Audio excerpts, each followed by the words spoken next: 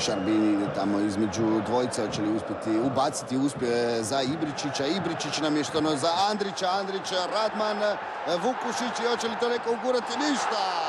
Nevjerojatan promašaj Vukušića, prazan gol, potpuno prazan, prazna vrata i veliki promašaj mladoga Ante Vukušića, 18 godina, odlična akcija Šarbinija, Ibričić na mjestu za Andrića, oprostite, sjajna intervencija Radmana, ovdje je sve čisto i pazite što je promašio Vukušić. Potpuno prazan gol, uvjerljivo najbolja situacija na utakmici.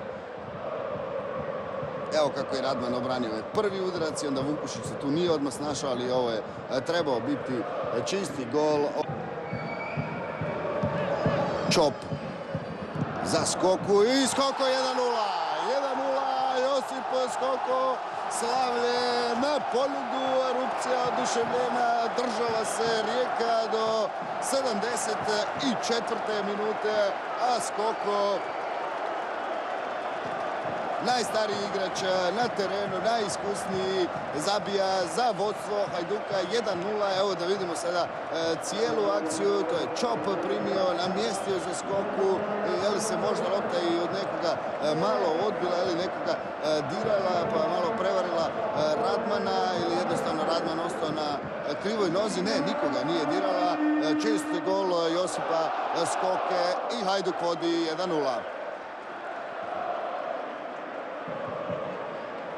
Ljubović će, vjerujem, sada poslati dugu loptu tamo u kazneni prostor Đaloviću. Skoku prebačeno na drugu stranu i gol!